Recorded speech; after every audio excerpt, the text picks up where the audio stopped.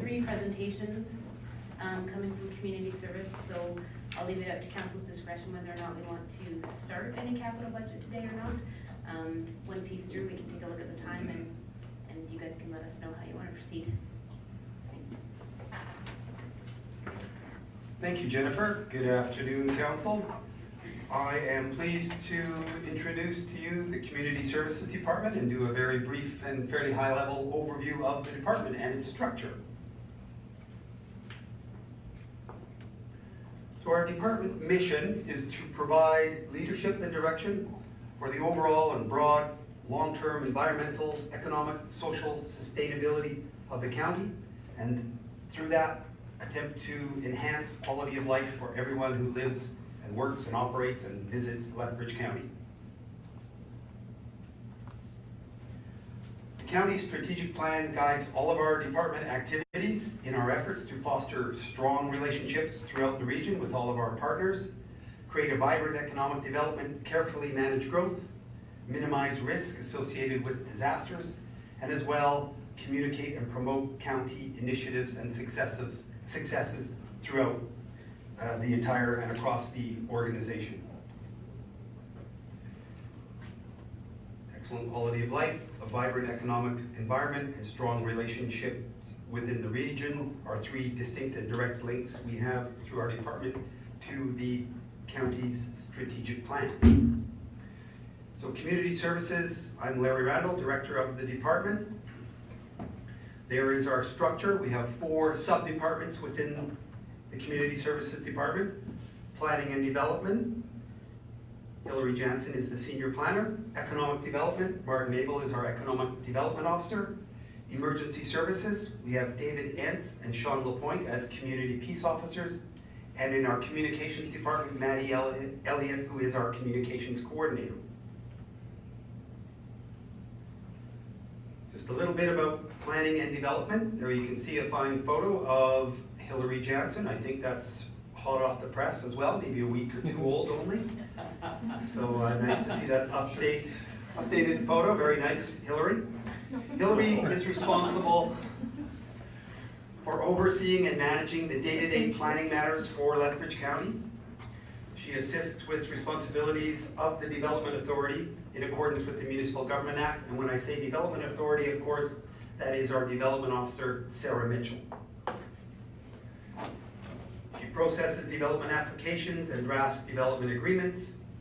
And when I say, in that case, development applications, it's really a broad range of kind of land use applications, not quite as much specifically to do with development permits, whereas those are largely the domain of our Development Officer, Sarah Mitchell.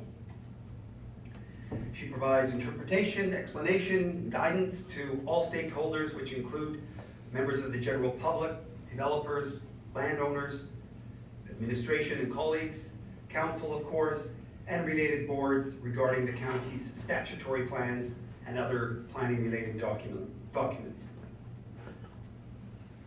She's responsible for initiating changes and interpreting and enforcing the county's land use bylaw.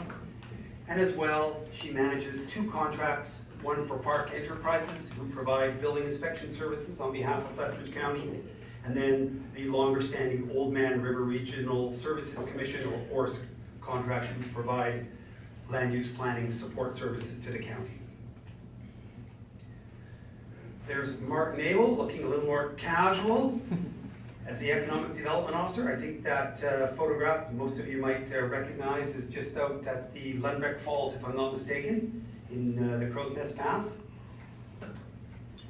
Martin, as the Economic Development Officer, is responsible for implementing the county's overall Economic Development Action Plan.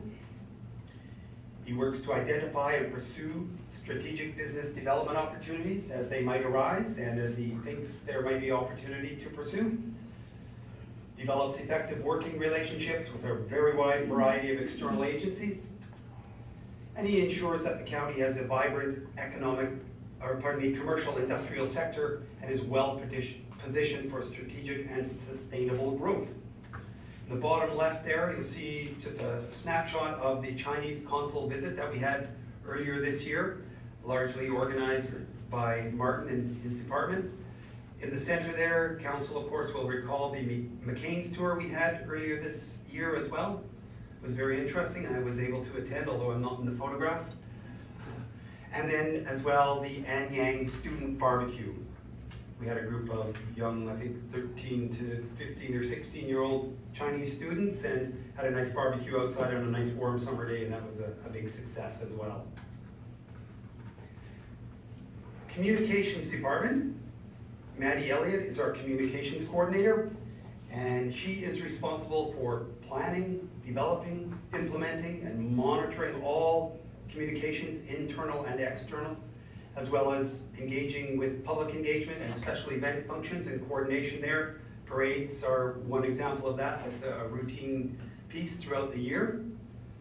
She prepares, develops, organizes multiple communication materials, which include PSAs or public service announcements, media releases, a number of fact sheets and backgrounders, community newsletters, annual reports, pamphlets, brochures, staff newsletters, website content, and multiple advertisements. So a wide variety of avenues she uses to try to get information out to the world about Lethbridge County and what it's doing and its successes and challenges and anything that comes up. And her role as the communications coordinator is cross-jurisdictional for us, or pan-jurisdictional maybe is the right word. She doesn't work just obviously for Community Services Department, but for all three departments and of course for council as a whole. The bottom left corner there, that photograph, is the welcoming of WestJet, which was a big event for Lethbridge County in the area earlier this year. The center snapshot, difficult to read with the small photo size and space we had in font, but that is simply an introduction of the very recently initiated monthly newsletter that goes out. And then a very, very cold council standing outside. I believe that was in February, if I'm not mistaken, on a beautiful, clear, but very crispy winter day this past winter for the Kehoe Bridge ribbon cutting ceremony. Emergency Services is responsible overall through our contracted agencies and other municipalities responding to day-to-day emergencies through a number of fire and rescue service agreements. Also responsible for educating citizens and providing enforcement of municipal, provincial, and federal laws to a great extent through our Community Peace Officer program. The department also is responsible for helping the community and all of its stakeholders prepare for, mitigate, respond to, and recover from disasters, and works hard to protect county infrastructure, again, largely through the CPO program. In the bottom left corner there, that is a photograph of our dedicated Emergency Coordination Center, or sometimes known as the Emergency Operations Center, down in the basement of the county administration room building in the Coyote Flats room. The center photo is the new Coaldale County fire truck arrival that occurred earlier this year, I think maybe somewhere around June or so, if I'm not mistaken. And then to the right, part of an education program. That's just a setup in the Park Place Mall locally here in Lethbridge during Emergency Preparedness Week that Lethbridge County had, and with a staff member on hand to answer questions and provide members of the public with information. Excuse me. With respect to our two peace officers, again, David Entz on the left and Sean Lapointe there, all decked out in their garb. They are both appointed by the Alberta Solicitor General's Office under the Peace Officer Act and employed by the municipality.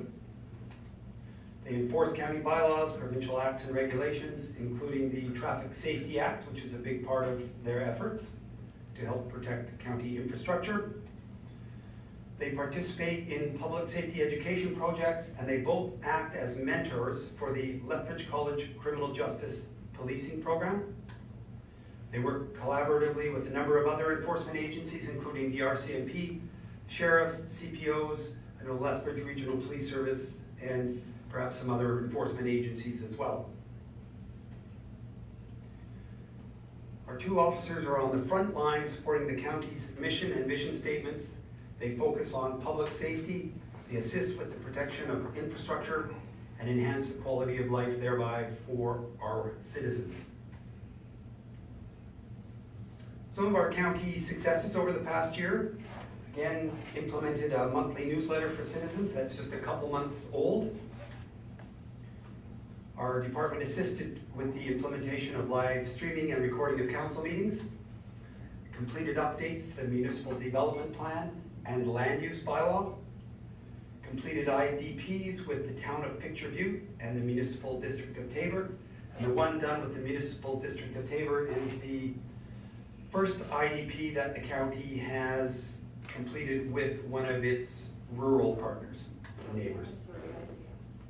That's coming as well. There it is. Yep, thank you, Ann. I am prone to making human errors for sure.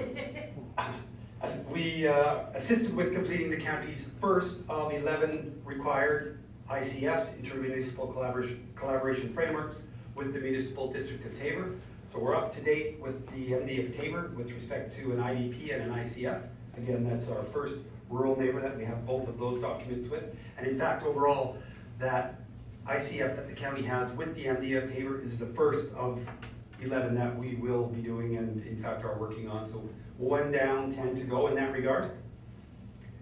We implemented an animal control bylaw early in the year. That's over and above dog bylaw or dog control regulations. That's for other animals. And we implemented a business improvement loan program in partnership with Community Futures Lethbridge region. Bottom left there is Martin Abel, our Economic Development Officer, introducing Jill Muirhead as an applied study student. In the center is Officer LaPointe receiving his, I believe it's a 12-year service medal reward through the CPO program. And then on the far right there, that was our very first live stream council meeting. I believe that occurred on October 18th this year. As well, we've initiated regional discussions on potential new fire service provision models throughout the county. Challenges and opportunities that face the department are to continue to work at communicating county successes, initiatives, and current events. That's always a challenge, but with a very solid communications department and a very hardworking and dedicated individual in that role, I think the county is making some good headway and good successes in that regard. We need to work with other county departments to create a fire pond policy, and we have made some progress in that this year, but there is still some more work to do.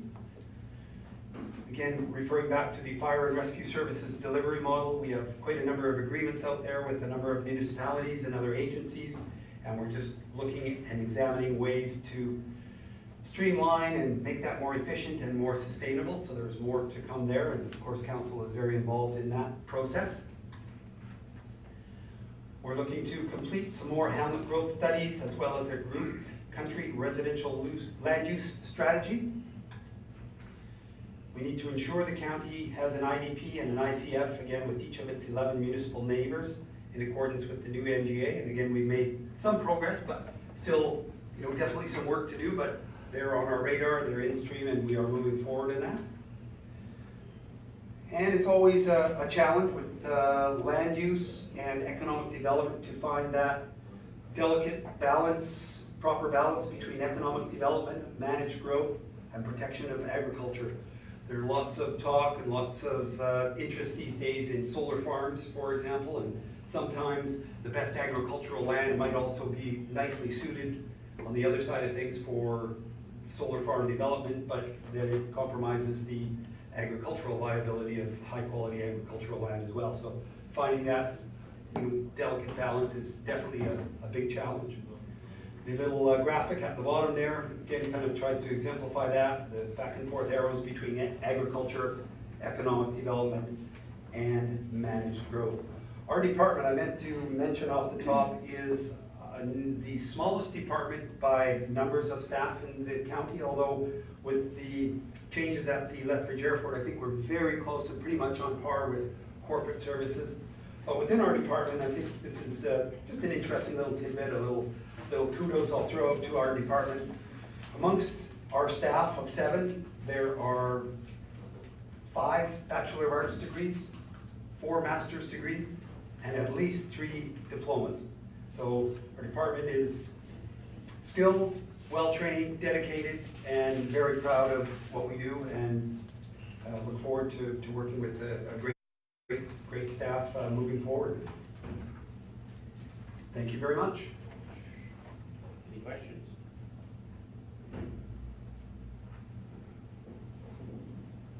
Dazzled and Larry. I hope I didn't steal all the thunder of my other 2 colleagues here who are going to come up and just go a little bit more into detail in their departments. And one other thing that we've been talking about at the staff level, and I think you're likely to see it next year, is that with a very robust communications department that we have, we'll likely have Maddie Elliott, our communications coordinator, give a little bit of an overview of her department as well, because I think there's enough going on there that it would warrant 6 or 8 slides that she could talk about a little bit for you as well, and answer any specific questions you may have. Thank you very much. So you're up now. Didn't I tell you, Maddie? So Martin. Is it me?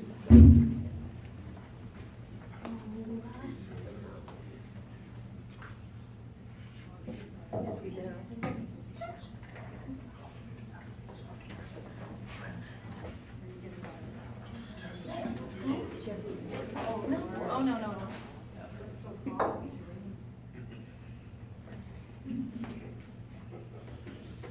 Dr. can be deceived.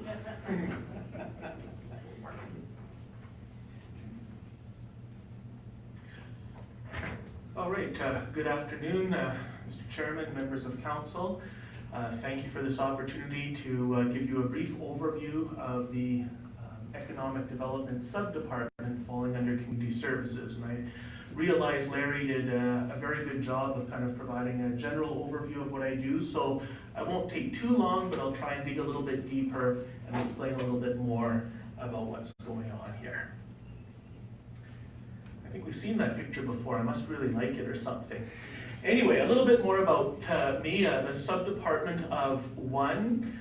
For those of you that are new on council, I started in March 2013 and have been working here to the present. I am the first and so far only economic development officer that Lethbridge County has ever had, so it's still a relatively new role, but one that Lethbridge County has given me a lot of freedom and latitude to grow and develop, which I really appreciate. The 4 main focus areas for economic development, business retention and expansion, kind of the bread and butter of the department. Networking and relationship building. Economic development by its nature is a very collaborative process. You're always looking for new partners, new network connections that you can use. Communications and promotions, I get a lot of help and support from Maddie on this. And capacity building. And with us, or with me being a department of 1, I'm kind of a multi-role economic development officer. You get larger organizations like Economic Development Calgary, Economic Development Edmonton, and they have multiple people and they have specialists. And generally what you find with smaller municipalities, rural municipalities, is you get your generalists, jack of all trades. So I kind of have to be up on many things, but rarely am I an expert in any one thing. So, what kind of is my main job? Well, it's funny, when I was hired in 2013, I was told, actually in pretty much those words, your job is to increase the county's commercial industrial tax base. So really that's what I'm striving to do, is always increase the money coming into the county and not to take away from it. So that's been refined over the years, and now we have the county strategic plan, and so it kind of, we align, or I align my work with some of the main parts of the county strategic plan. For example, the county enters into appropriate and innovative economic development with its regional partners. So examples of that would be the Highway 3 Agri-Food Corridor, Plant Protein Supercluster, potentially broadband, rural broadband initiative. The county invests in economic development that provides tangible benefits to the county.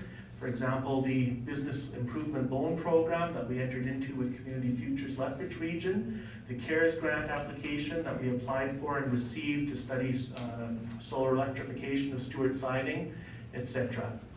And finally, businesses grow and thrive in the county. And I mean, this one, I really love being able to throw this around. The recent Business Retention and Expansion survey that we did with MDB Insight showed a 91% satisfaction rate in the business community, with more than 50% of the businesses planning to expand within the next 2 years. It's really hard to imagine better results than that. And let me be clear, that's not my doing specifically. I have a part to play in it, but it's council, it's senior administration, it's the county being a good place for businesses to do their business. So we're on the right track. That's what I really want to emphasize with that. And when it comes to partners and partnerships, what does that look like? I kind of just threw this slide together because these are the government departments, educational institutions, organizations, paragovernmental or private sector, that I interact with on a fairly regular basis. And this is just kind of the main selection. I could have probably done another slide with others that are a little bit less frequent. But these are all organizations that I can pick up the phone or send out an email, reach out to a contact to get the information that I need, to partner, to get a letter of support, and that makes them resources for Lethbridge County as well. So, I mean, it's a give and a take. We also then do the reciprocal for them. We've provided letters of support or helped them out with projects, but it also opens up a much bigger range for us, many more resources than just what we have in-house. And so that's part of that network building, relationship building that I engage in. So, core activities, kind of what am I doing on any given day? I advise council and senior administration of economic issues and opportunities, take responsibility and implement council's economic development policies and initiatives. So what you direct me, broadly speaking, I implement. I act as a liaison between yourselves and the business community, and also advocate for the business community when there's issues. Proactively represent and promote the county and its objectives in a positive manner, and identify, assess, plan, and recommend policy options for the county related to long-term economic activities, things like the plant protein supercluster, broadband, internet, foreign direct investment. So in addition to my day-to-day work or my year-to-year work, I'm also trying to look 5, 10, 15 years ahead. What are the trends? What would make the county strong in that time frame, not just in the here and now. So that's that strategic part coming into play, and also sustainability. So, some of the current projects I'm working on, exploring the potential for solar electrification in the Stewart Siding Business Park. We did receive a CARES grant for this, and this Thursday there's going to be a kickoff meeting at Tech Connect. It's ready to get off the ground, and we're doing some of the engineering studies already on that. We're going to be exploring options for broadband internet service to rural areas of Lethbridge County. We've got a couple of meetings on that coming up, one this Friday afternoon, so we're actively pursuing that one. Ongoing work with the Protein Industries Canada on developing the regional supercluster here, centered on the greater Lethbridge region. Ongoing work with regional partners to develop Highway 3 Centre Agri-Food Corridor. I'm currently working actively with several businesses that are looking to locate or expand within Lethbridge County. And then finally working with our regional partners to look at ongoing foreign direct investment opportunities for the county and the region, China, India, Europe, and so forth. So very quickly, some successes that we've had here. We have multiple businesses expanding this year within Lethbridge County. And again, I always say, it's not as sexy as a ribbon cutting, a new plant, a new business with all the media coverage, but businesses that are healthy and expanding their operations, it's kind of the quiet success. It shows that it's happy, it's stability, and we've got a good environment. We implemented, as I mentioned, the County Business Improvement Loan Program with Community Futures Lethbridge Region. We completed that business retention and expansion survey. I just mentioned that a couple of slides ago. As Larry mentioned, we had the Chinese Consul General visit in June. Personally, I was elected to the Economic Developers of Alberta Provincial Board just this past spring. And again, that's a voice that we have now on the provincial level that can only help with some of the projects that we're trying to accomplish. And then Larry alluded to this as well, even had the photo. We're hosting an applied studies student here at the University of Lethbridge this fall, and she will actually be presenting to you on her work at the December 6th council meeting. So those are some things that have gone well. Of course, one of the challenges is for me to advance the slides. Oh, there we go. All right, challenges and opportunities. One of the big things that came out, not only from the Business Retention and Expansion Survey, but just kind of additional research that I've done, it's very clear that we do need that enhanced broadband or high-speed internet service to the county. It's not just for the businesses, it's also for our agricultural sector. So this is a top priority. It's an opportunity because we can, with the latest technology and so forth, ideally find a really good solution that will serve the county for many years, but it's something that we do need to move on. As always, a bit of a challenge for me is the availability of water and wastewater. Right now, we have relatively few acres that are shovel-ready in the county. A lot of greenfield, which is great. There's oodles of land, but most of it isn't serviced and ready. And so that's always a bit of a limitation that I work with here, but that's just the nature of what we have to offer in the county. And then paradoxically, the challenge of almost too many opportunities. There's so many good things that are going on, plant protein supercluster, agri-food corridor, broadband, that again, being a one-person sub-department, sometimes I'm not able to get to everything as quickly as I'd like just because there's so much going on. So it's a good problem to have, but sometimes it does kind of tax me a little bit. Now this is something that's brand new, and I actually really have to give credit to Maddie for this. Every year we advertise in a publication, Invest in Alberta. This is distributed around the world in Canada's embassies, in Alberta's trade missions. It's given to business decision makers. We always take out one page, half a page of advertorial and half a page of an ad. And so last week I came to Maddie and I only emailed her with some general things, and it's like she read my mind, and she put this ad together, and this is what will be appearing in the 2019 Invest in Alberta, and I think it's really great. They're happy to be here, why don't you join us? And then we allude to our business retention and satisfaction survey. And we don't have to overcomplicate it, it just says it right like that. So I think Maddie did a beautiful job, and I just, at the last minute, put it into this presentation because that's kind of what it's all about, what I'm working on. And as I mentioned, I depend on my colleagues in the department and in the other departments to be successful in what I do. I like it. Yeah, good. Very nice. So on that note, any questions? I realize I had to go quickly. There's a lot of information that I threw at you, but if there's something you'd like to know more about, please feel free. I guess I dazzled them like you did, Larry. Oh. I'll pull it up. Thank you, Mr. Chairman.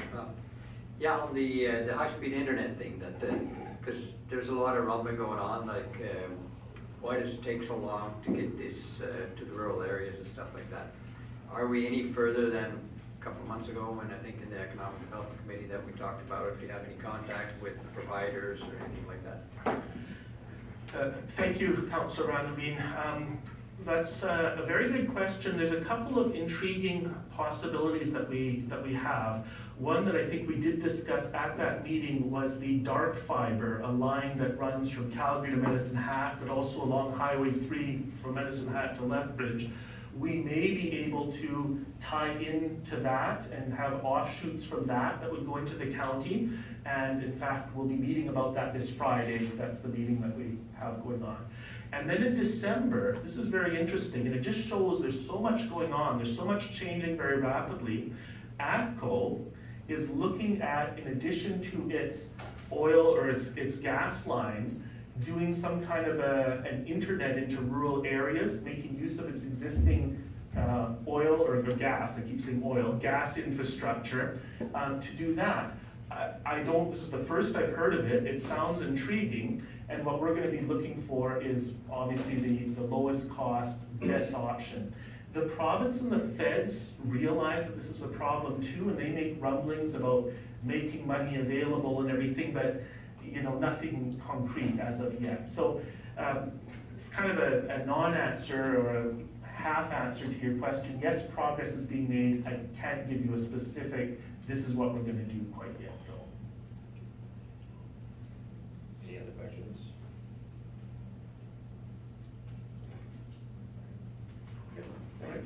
Thank you very much.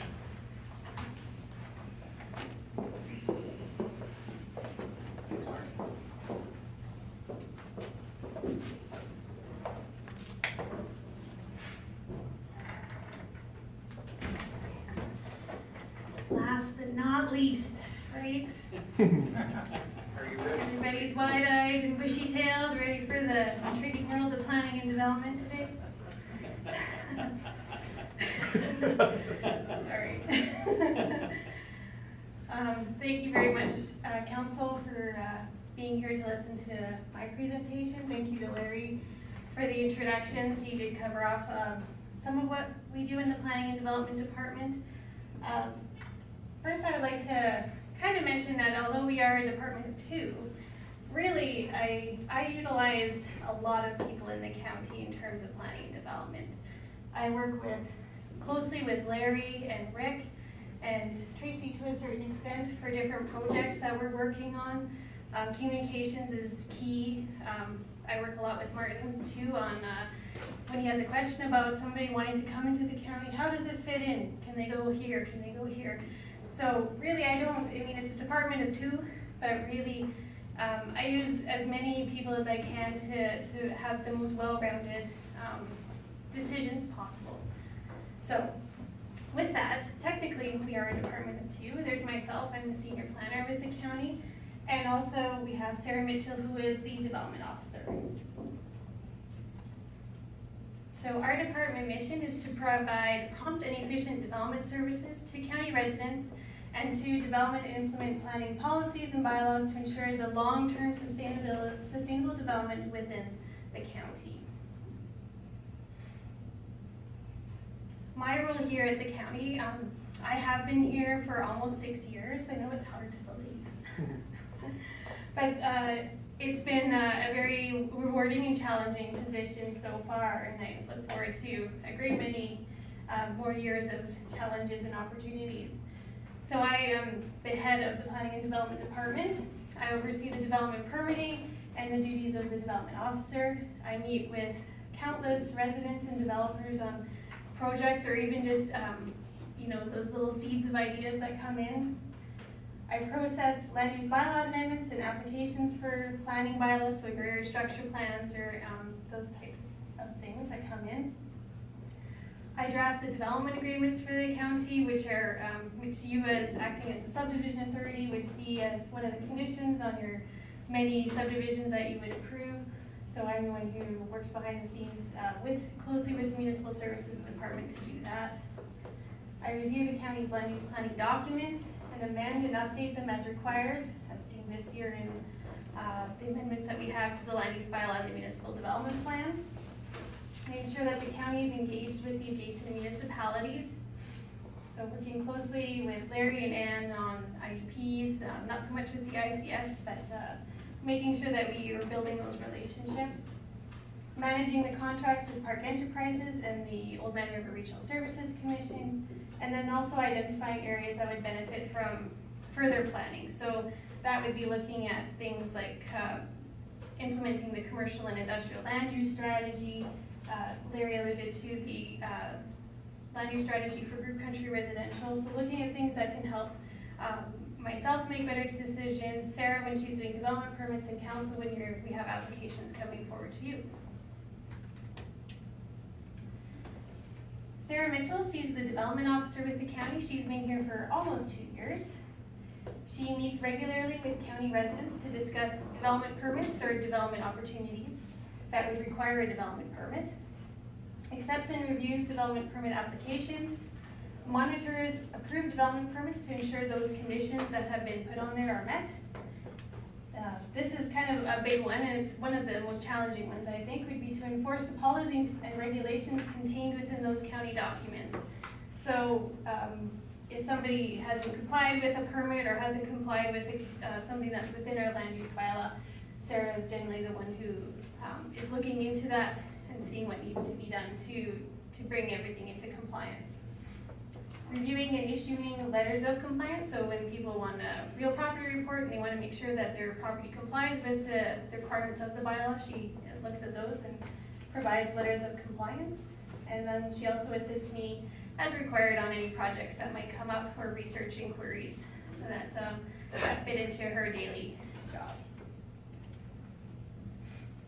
So the core services for the Planning and Development Department is obviously development permitting, so that review and processing of the applications, planning services, redesignations and area structure plans, accepting applications, reviewing them, presenting them to council.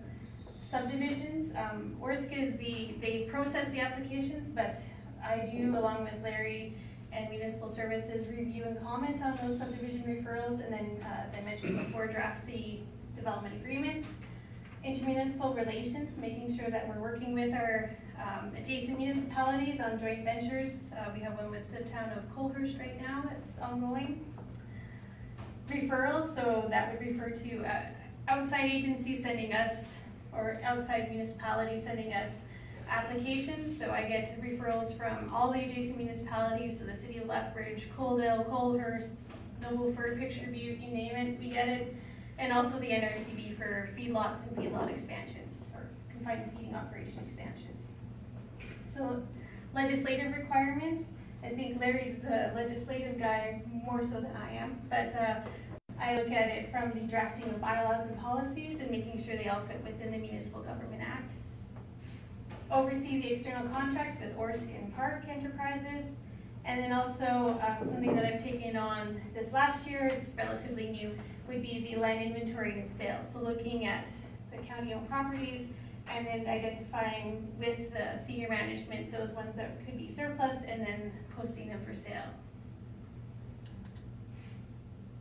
So with regards to the strategic plan, I feel really the planning department kind of ticks most of the boxes. We identify with most areas in regards to the strategic plan, so looking at managed growth for residential development in flood-prone areas, and looking at that long-term hamlet growth viability. Building and maintaining our relationship with adjacent municipalities. Enforcement of bylaws, as I mentioned, that's a very challenging one, but it's one that we take on head-on. Looking at developing economic development, we do that closely with Martin with regards to the implementation of the commercial land use strategy, making sure that growth occurs in an area that's logical. And then also ensuring that all development meets or exceeds county's infrastructure requirements, and that's where we work with municipal services.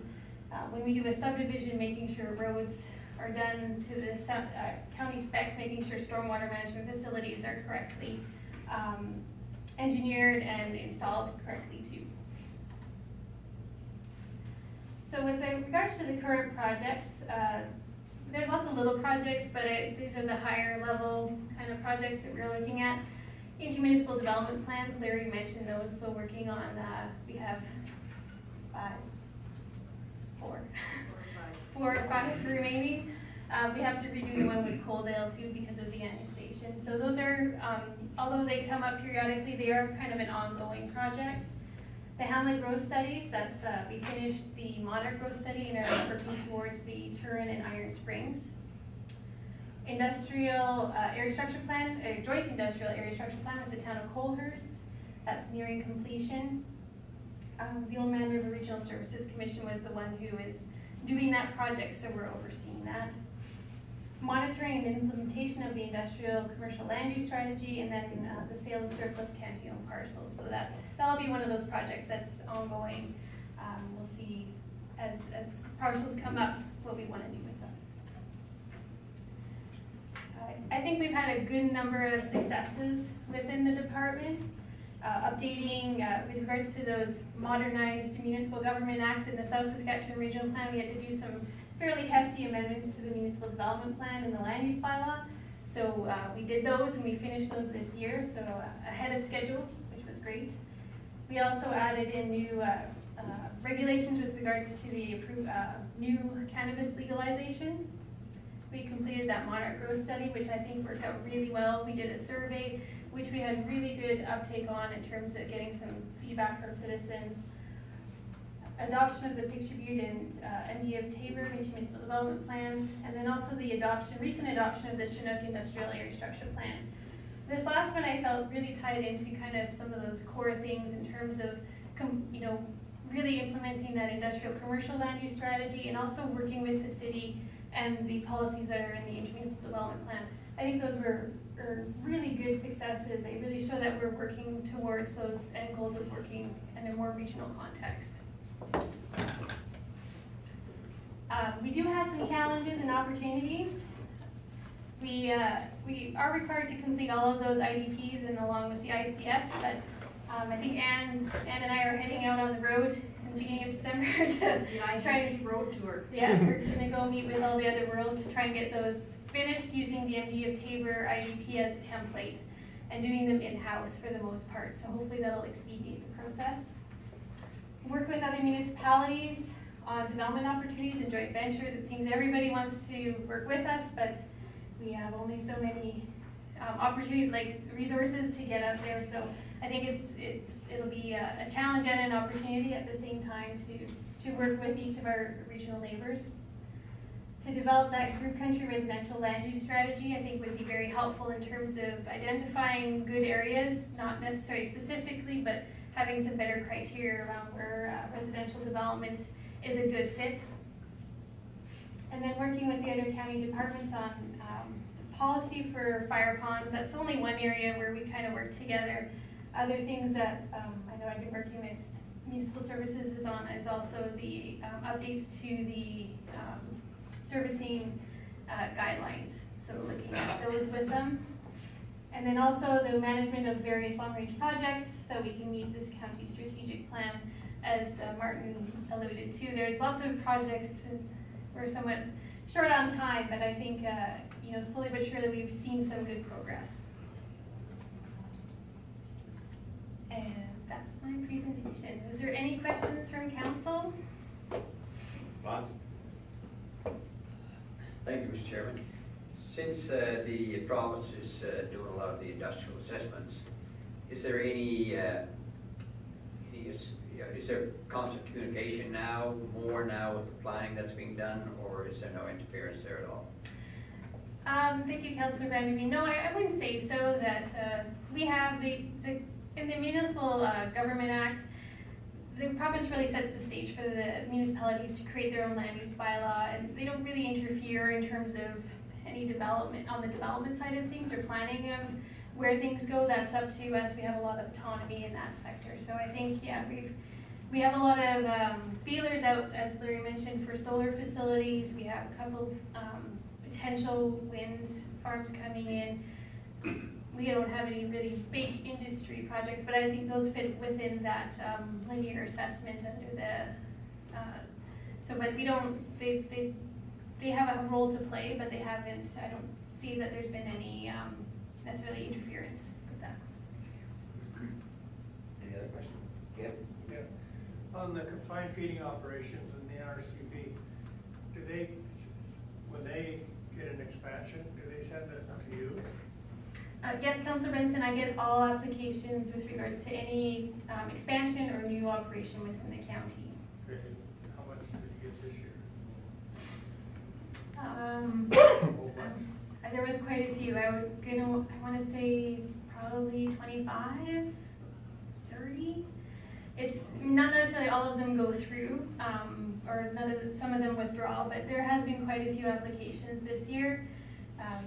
For various operations. It's not just, I would say, located on one particular part of that. So there's chicken barn expansions, there's beef feeder operations, dairy operations, that I think there's expansions in all sectors, except for maybe hogs. I haven't seen too many applications for those reasons. Do you get advised when, sorry, do you get advised when they're told whether they've,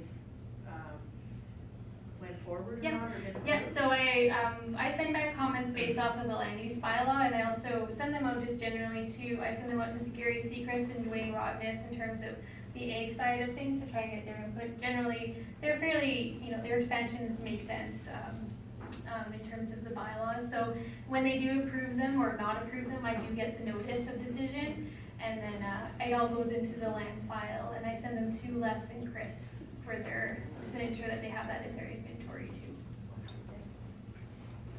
Bob? Just a question here, do you have a lot of applications for expansions of sugar beet farms? No, I do Don't not. have to, don't have to answer that. They're gonna put out 4 processing plants right on Picture Okay. Martin knows all about it. I'd be all over that, yeah. Any other questions? Guess not. Thank you. Yeah, thank you very much. Thanks.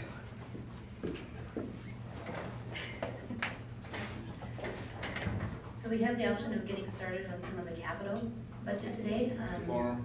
You want to wait till tomorrow?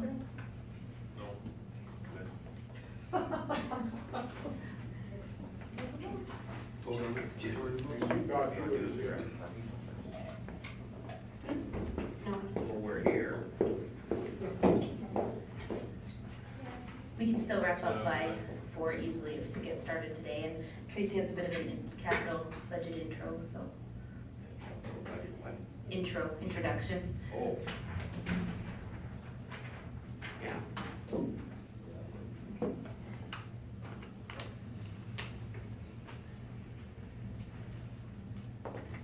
I don't think that picture's in the county though. No, it's not, unfortunately. We looked that up Border one county. day, and I believe, if I'm not mistaken, someone was with me, it's Newfoundland. Oh, Really? Pretty sure. wasn't me. Yeah, there you go. Yeah, not quite in the county. Okay. Yeah. We're down to tourist row. We're down the tour. Okay, so this was supposed to be tomorrow morning, so let's end.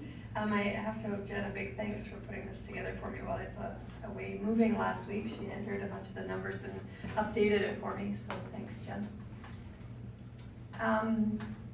So again, assuming this was tomorrow, just a refresher about how it's gonna proceed. Go through capital budget presentations starting now, and then following up with operating, and then discussion and further direction from council, hopefully Wednesday morning. Most of this was already presented this morning, but as per the MGA, council must adopt an operating budget and a capital budget each year. Operating must be at least 3 years, and capital must be at least 5 years now. The business planning and budget process, you begin with community input, which is done through the election process, the election of the councilors to represent citizens, and also through citizen engagement, which citizens come to you with their requests, and we have also endeavored to engage our citizens through the budget survey this year. That leads into council governance, which you guys set the strategic vision, mission, and values for us to follow. Through the strategic plan, which establishes priorities, sets goals, and determines the objectives. Which in turn leads to council direction in the forms of bylaws, policies, MDPs, master plans, and long-range plans. Down through to administration directives.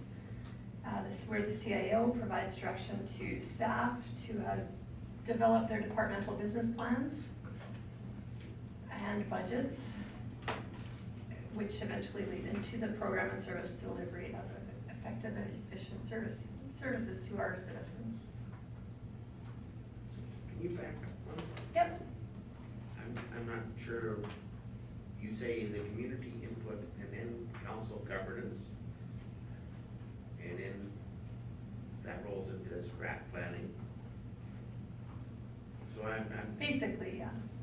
not quite sure what the piece, so council governance just means values, vision, or what? Well, I guess it's just starting with the whole election process, right? They elect you, then you guys, the council of the day sets the vision, mission, and value, develops a strategic plan, and so it filters down from the citizens into council's hands, down through the CAO into administration's hands, and then back out to the citizens. So it's just kind of a, and then that, there should be, I guess, probably an arrow that goes right back up to the top there, and every 4 years there's a new election cycle, and either they're happy with what we're doing or they're not, so. That's it? Yep. Changes, okay. They're usually not that unhappy with you guys. Well. Or if they're unhappy with you, they tell us. That's true, yeah. So with council direction, the 2019 to 2021 or 23 capital budget has been prepared based on the direction provided to date, which again is through policies and the strategic plan. Implementation through our CAO and then through the 3 directors of the administration departments. We do continue to provide a 3-year operating budget format with a 5-year capital budget plan. And the format provides financial requirements for 2019 to provide programs and services and fund capital projects. Years 20 to 23 are projections for future planning and priority capital projects. So as in the past, we are seeking approval of the 2019 capital and operating budgets with the remaining years being forecasts for planning.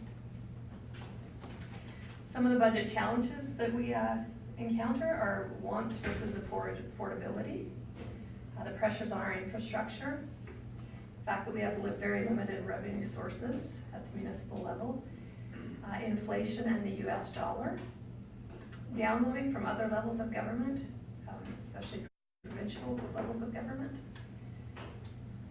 That's it for that one. And then it goes into the capital budget review.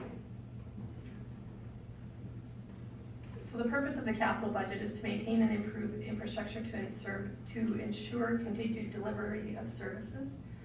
Tangible capital assets are defined by policy as non-financial but having physical substance. Useful life is beyond the current period and exceeds specific dollar amounts. And any project that extends the asset life or increases the service capacity of that asset. Asset upgrades and replacements are based on life cycle of the asset, which are analyzed annually to ensure proper timing of replacement and reviewed for purpose. For example, the right equipment for the right job. And that is where asset management comes into play quite heavily, is in that bullet there. For the 2019 capital budget, we have estimated just over $7.5 million in expenditures. From what I understand, quite a bit lower than our neighboring town here to the east. Quite a bit lower. The bulk of that is estimated to be funded by grants in the form of $4 million, some transfers for reserves, as well as the Fund Our Future funds in $1.5 million. The expenditures match the revenues for capital, is always balanced budget. Again, the bulk of those being spent in public works, $3.6 million. Market access network, which is the Funding Our Future program. Some utilities projects, fleet purchases, and a little bit in IT and ag services.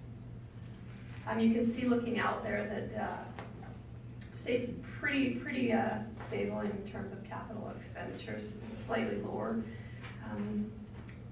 Likely due to no utilities projects being planned for those years. We do have a couple of unfunded capital projects this year. So these are projects that have been identified as needed to be completed, but there is no funding source available to do them. So we're just identifying for your information that they are things that we do have to consider. So should grant funding become available or a different source of funding, these projects would be kind of in the queue, I guess, as priority projects. And those are the RAVE infrastructure phase 2 and 3 projects. Some of our budget assumptions and concerns, competitive grants, there is no assurance of project approval, so even though it may get approved by you as part of a capital project, there's no assurance that it'll get approved by the grant funding authority. Projects may be approved, but funding such as grants may not be available or applications approved, and any and all grant options available will be optimized, and we have taken that into account in this budget. Just a quick rundown of our infrastructure inventory. We have a total of, well, just shy of $400 million in assets, the bulk of that in roads and sidewalks a little bit, mostly roads, $290 million. Estimated replacement costs, and this is based on our TCA information that was done back in 2009, is $1.133 billion. So 4 times higher than its actual historical cost, which leads you to kind of an infrastructure deficit. I know Rick touched on this on that presentation last week about that it's not quite as realistic as numbers are. The financial data shows a $277 million infrastructure deficit. That's the value of your assets minus their accumulated amortization, so what's left before those have to be replaced. Of course, in reality, we know their road is not going to deteriorate on the very last day of its useful life and just crumble to the ground and back to earth. So, as Rick mentioned, that number is inflated, but that's the way it works with accounting. And I think once the asset management phase 1 is completed, we'll have a better general idea of that deficit. Yeah, and that's where asset management picks up the slack there, right? Because accounting is based on historical numbers and life cycle, just very straight line amortization and very general asset lives and whatnot. Like every bridge has a 100-year asset life or something like that. But asset management will take it 10 steps further and get you actual estimated remaining life, whereas our books just show, well, they show most of our roads depreciated already. So we know that's not the case because you drive on them every day, they're still there. So our annual, yep. Just to ask a question to that, I guess a few years ago, we hired, well, I forget what engineering company it was, to do the road, a value of the roads we have Transportation currently have in the master county, sorry? the TMP? Yeah. One. So, I don't understand, we keep talking about, we don't know that was to tell us what the life expectancy was. So that's where I get confused as to why you're spending so much more money on asset management plans when you already have that information. Well, I know that we used that was a Stantec report, the TMP, and I know that we used that in the determination of the TCA project in 2009. From what I recall, the condition assessments that they used for the roads, especially in that report, were not entirely valid. I'm not going to elaborate too much because it wasn't my forte, but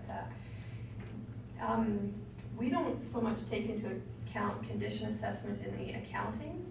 We take into account useful life and remaining useful life. You need to merge the two to get the true, right? And even then, a road can change from weather patterns in just a matter of years, road traffic and whatnot, from what it was back in, because I think that was done in 2007, last Stantec report. Well, most of the data came from 2009. The report was completed in 2010, and they used that for TCA, but the TCA part, like she said, only takes into the life cycle analysis of the road. It doesn't take into the condition assessment. That report showed us what efforts we were putting in to maintain each segment of road, what the condition was at that time. You remember when Michelle and I did our presentation to the citizens about the business tax, even using that data now, or then, it was already 5 years old, which is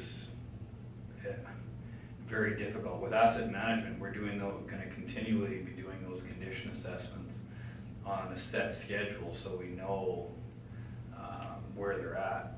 So using a 2010 report to budget now It would be imprudent of us to do that. So that's a big part of what Cole's gonna be doing, and is determining what condition the roads are in now versus how far they've deteriorated since 2010. It also, that transportation master plan gave us the ability to choose the appropriate roads for the haul road network. A lot of the data, especially the maintenance data that came out of that report, is what we used. Compared that to 2015 numbers and then went forward from there. Well, I think you've hit the exact problem right on the head. So in other words, you're telling me we have not followed up and done our due diligence since that report came out until we've gone to asset management. No, we used that report to develop the haul road network. Just because we get a report saying what the condition is of our assets are right now, does not mean that we have all of the money or the wherewithal to bring those up to the standard that they should be at today. So it's not necessarily, we use those type of documents for planning, but we don't have a program, an asset management program to tell us, is that exactly the way the data shows us that we should be planning? Well, that doesn't make any sense to me, sorry. Yeah, go ahead, Ken. So you're saying that you used that information from 2010 for the haul routes? Because I don't remember anything about that. Yeah. It was from the network on the roads to get it from the east access route to a highway. Right. So there were the criteria, it was in my last report, it was proximity to load origin or destination, was how close these roads are to a feedlot, or how can they split an area so that those major operations have access to the haul road to take the shortest route to a highway. Then there was existing traffic counts that were done on those roads. That we tried to pick the highest volume of traffic roads, and then there was whether they were school bus routes and those type of things. And then the maintenance data that was taken out of that report that said, this is how much gravel we put on these roads, this is how many times the grader has accessed those roads in the last. So when we average 4 grader passes per year, and some of these roads are taken 17, 20 times, then we bump those up on the list to say, hey, these have a higher association with maintenance dollars.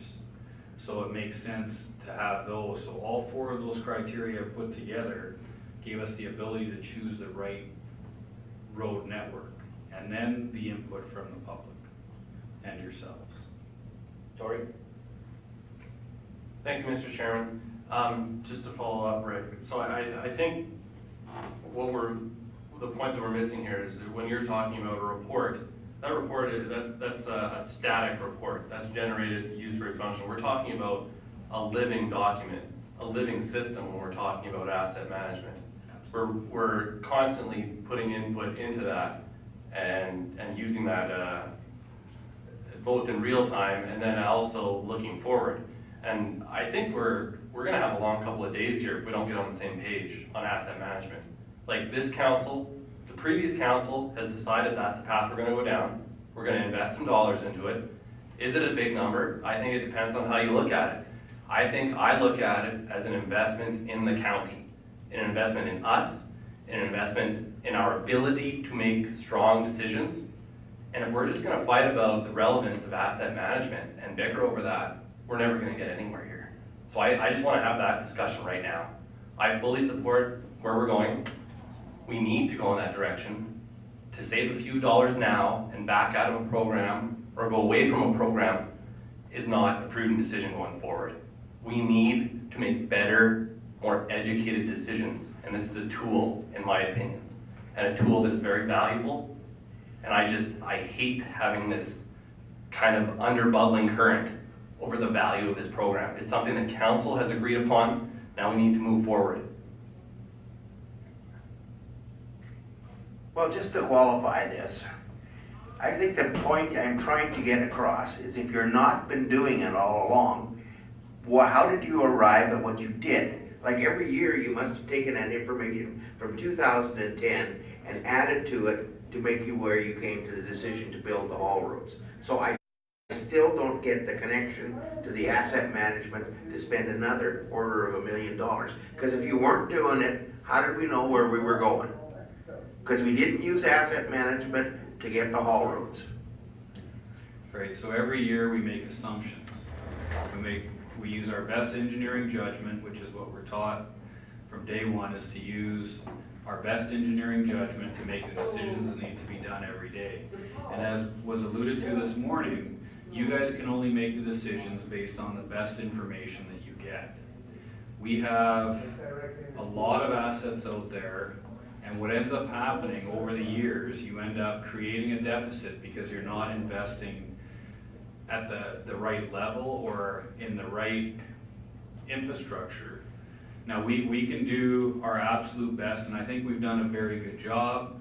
I think there's probably some years in the past where things maybe weren't done exactly what was the sweet spot, which is what you expect to get out of an asset management program. The right investment in the right infrastructure to keep it at the service level that we're asking for. The haul route network we did a lot of studying on that. WSP did a lot of work on developing that out of the Stantec plan to begin with. And that business model, when it first came out, obviously there was flaws because we heard about it. And when we went back in and dug into each individual segment, we noted several changes that needed to be made. And we brought several changes to that plan. Then we went out to the public and did all of that kind of stuff. Now, in asset management, we're dealing with data sets that are always evolving, like Tori alluded to. It's going to be, as a grader goes by, it's going to be updated real time in the asset management plan. If there's a road that washes out in a flood event, it's going to be updated in real time. If we're making decisions based on a 2010 report that says in 2009 and 2008 they got 17 passes, we went and did a repair, and now they're only getting 4 passes, we're still using data that says that they're getting 17 passes. So there's no real-time updates being happening with that data. That's the issue. And tracking all that stuff, if we have the right software, then that software can generate the reports that tell us. It takes all the GPS information coming in from the field, it takes the work order reports that have been done, the dollar amounts, all of that, and it generates a proper report so we can make proper recommendations to you guys so you can make the right decision when it comes time to spend the money. That's the full circle. And thanks, that was clear. But just as somebody who's been through asset management and trying to sell asset management to the public, one of the things that's really challenging too is we have every stakeholder telling us we need to do this road, do that road, but actually having an asset management document that isn't static, it's a living, breathing document. The infrastructure and the finance are funding in. So not only will it help us with funding, because pretty soon in the future, you're not going to be able to get any unless you have an asset management plan. That's the way it's going right across the country. And the other thing is when the stakeholders come forward and they start to tell you, no, this road's worse than that road, you actually have defensible data that you can say to the stakeholders, no, this road is depreciating, this is at the top of our list. So not only does it give you the right information, but it also helps you defend the decisions that you are making when you are doing that infrastructure. Well, I guess my point is really this. If you haven't been doing that all along, how are you arriving at what you're doing now? Like, If you don't know what's going on from day to day, and you're saying you're relying on a 2010 report, I don't know how you got to where you are today. Like, this is just not making any sense. If you're not taking a document and making use of it and updating it every day you do something, then you're not following through what the document was brought to the table for in the first place. Go ahead. Well, that document was a one-time study that we used to do future planning at the time. That document was brought to us for a realistic view of what we have and was to be updated by staff every time something was done to that. So as far as I'm concerned, that document should have turned into an asset management plan. By all means, that's something, whatever happened between 2010 and 2015, when I came here in 2015 and I asked, how do we decide what roads get gravelled, and the guy said, well, the grader operator makes a list and he writes it on a pad of paper. That's what I heard. So I said, well, what tells us, do we do a condition assessment? Well, you know, we did a condition assessment in 2010. I said, that's very difficult to make proper decisions. And it's the old school way of doing things by feel or by, yeah, you know, I can see it, that's the way it is. That is going the way of the dodo bird because of technology and advancements in technology. And that they're tracking all of these things across the country about infrastructure deficit, and especially things that are underground and deteriorate without the ability of us seeing it. So we don't have a big problem with underground infrastructure being deteriorated beyond, other than Shaughnessy and some of our hamlets that have some aging stuff. But as far as in the big cities, that's the big thing, is that the way of saying, you know what, I'm guessing that it's deteriorating at the rate that it was supposed to, or it's not, they're not doing that anymore. And we have a massive deficit that has to be managed properly, and we only have so many dollars to go around to manage it. Whether that one single document, we have, if you look in my office, there's got to be 400 reports on that shelf, and for one guy with a department of a couple that can actually read those reports and understand them, it would be a daunting task. Where a computer, we learned in the 60s, brought things from computing with pen and paper to massive amounts, billions of calculations done in milliseconds. So that's where those kind of things we're way beyond. And people want stuff in real time. That's why everybody carries one of these. Is with an asset management plan, there's no way you can scroll through a written document on your phone. With an asset management software, the guy's going to be able to go out there in real time, punch in condition data. It's going to be uploaded and automatically calculated into the plan.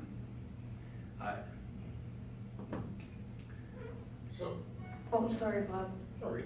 And I think we realized after Mike's presentation last week or the week before, I can't remember, that certainly we need to do a better job educating people on asset management and where we're at with it and why it's so important.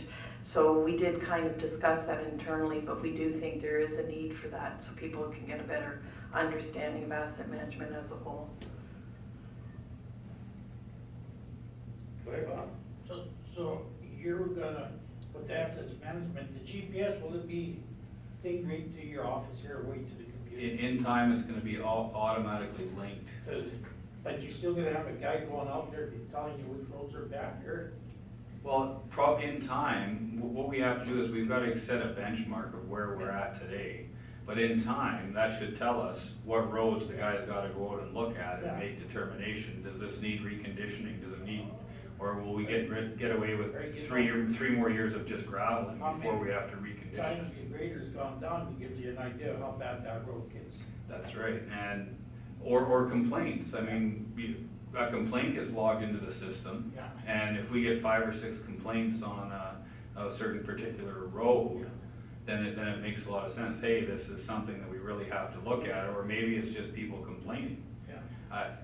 And we get that as well, so, but we're not, we don't have any data, or So, you call up the grader operator and say, hey, how many times have you gone down that road? He said, well, I think I went this time, but I was sick that day, and I'm not really sure. And the other guy, well, you know what, I don't know what road you're talking about because I deal with named roads and not numbered roads. And then you talk to the supervisor and he says, well, you know, I assigned those guys to go do some other work, and we're trying to, but there's no actual physical data. who's putting input into the computer? Well, that's, right now, that is what the missing has been. So it's whatever the guys wrote in their diary, basically. But once you get this machine or this program, you got one guy in there putting input all full time, right? Well, the GPS will log it Yeah, automatically. automatically. Whatever guys. Gravel volumes, Yeah. grader passes, So it'll even have spraying gravel track when operations. it goes down, okay. Awesome. Thank you, Mr. Chairman. I think we're moving ahead all the time. The government is putting on us right now, we have to go with asset management in order to get grants. So we can fight this thing, but we can also say, hey, let's go with what we have to do, because we have to do it. We're getting told that we have to go this route. Because if we want grants in the future, we have to work with asset management in order to be able to get it. And I get that people think, well, like in the past, we've always done it that way, and I think partially, we're still gonna have that. Underground is maybe different, you can't look underground, but I mean, if you look at a road, I think you are gonna make exceptions, that you see that this road is, asset management says so and so, and it should be in this kind of shape, but if enough people complain, you're probably gonna go and look at it, and they say, hey, we've gotta make an exception for this one, because it's a little bit different. And I think we're constantly always gonna have this kind of stuff going on. So it's not, we're using it as a tool, but we also are gonna be, like physically, you're still gonna be looking at things. And I think we have to keep that in mind, that possibility is always there, and we do have to use that one too, when it's necessary. I think you're exactly right. The software itself is a useful tool.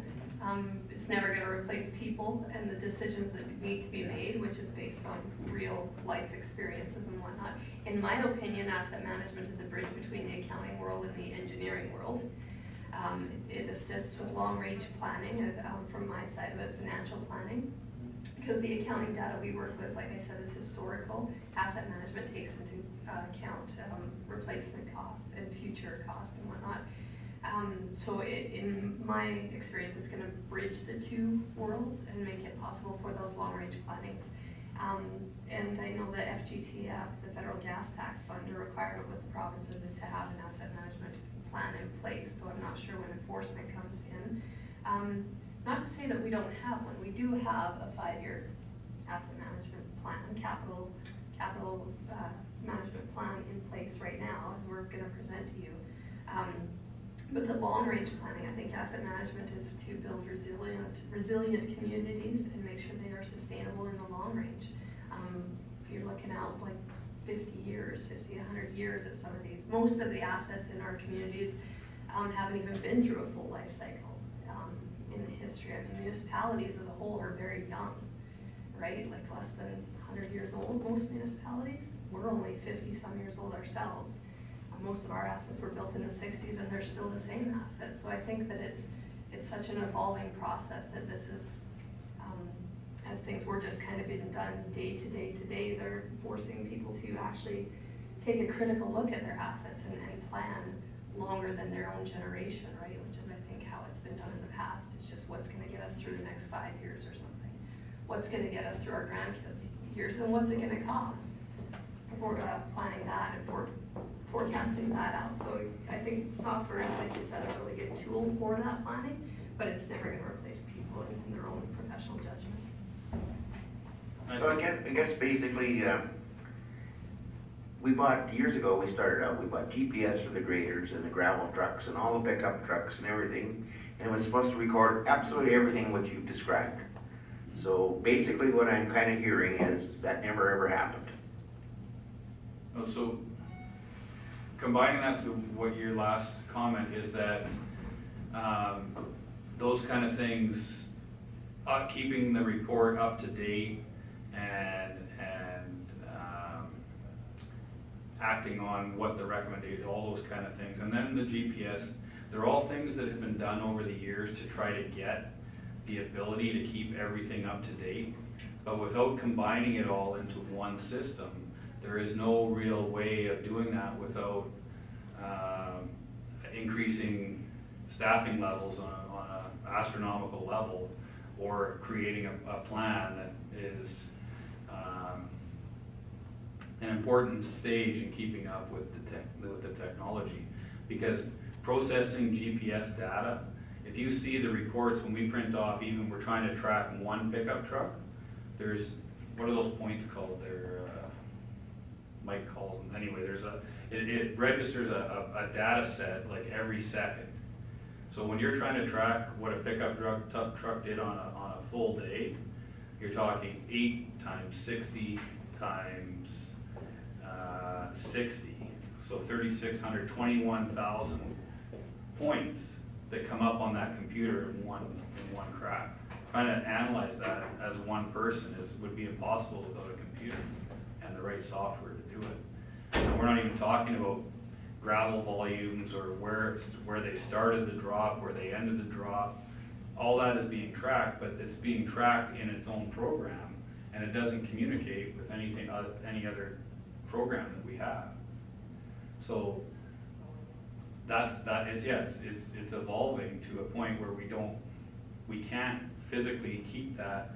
And yeah, it's something that was probably missing from 2010, like you said. We did not keep up with that report and keep it current. But that's just gravel roads. We've got asphalt roads, and we've got buildings, and we've got underground infrastructure, and we've got drainage ways, and all sorts of other infrastructure like Devin had in his report, that all as well needs all of that tracking. So that's what this is. Asset management is all of our assets. Boz, and Dan? Thank you, Mr. Chair. So it's fair to say that we, I don't care what year you started from, but with the GPS and, well, more the computerized stuff, that's where we came from. Is it fair to say that all these numbers are used to get the asset management to where it is today, to where it's trying to go, to tell us how we can plan ahead for the future? You know what I'm saying? That these are used to have this tool now to be able to move on, but not without corrections, because I mean that they're always possible as we go along. But is that fair to say that that's the way I see it anyway? Yeah, the TCA was a disaster. When you come from the engineering world, from the accounting world, it's fine to deal that way. When you're in the engineering world and somebody tells you, hey, your asset's done, it's worth 0. And I said, well, but I can bring that back to life with a 5% reinvestment in that asset, and I can have it back to 100% and buy 20 years out of a 50-year life cycle. And I'm probably getting a little technical with the way I'm talking, but that's the way we think versus where it's just dollars and an asset in the accounting side. But we say, no, a reinvestment of a resurfacing or something. The ditches haven't gone away. If we're talking about a gravel road cross section, we're adding 4 inches of gravel on there, a little bit of topping, and that's a 5% reinvestment in the whole, and I'm gaining 20 years. Or reconditioning, as you guys all know it, we buy 5 years on average on the road that we're doing to bring it back to its original design. Now, the original design life has all changed because technology in the farming or the agriculture industry has changed. So those roads typically are down to 10 or 20 years versus an original 50 years. But when we're reinvesting and we're deciding where to reinvest, what's the right ones to do, roads to do, or the right topping to pick, or should we pave that road? All these kind of things come into play, but we're doing it the old way with an abacus versus doing it with a computer. With an asset management plan, we can bring ourselves into the current time, make real-time decisions, just as fast as you can do it on your phone. And if we go out there and look at a road and say, you know, this road blew up on us, is this something that's been, does the data tell us it's been happening over 20 years? Or is it the guy did one haul and decided to kick the crap out of our road? Those are other things that come into play. Just following up on that one. So that would be exactly kind of what I just said, that this data didn't come out falling out of the air. This data came about somewhere, and we're using that to program into our asset management system that we have. Yeah, and that's what it would be for. And for these guys to tell us that we're spending the money right, in the right way, to keep the assets at the service level they're supposed to be at.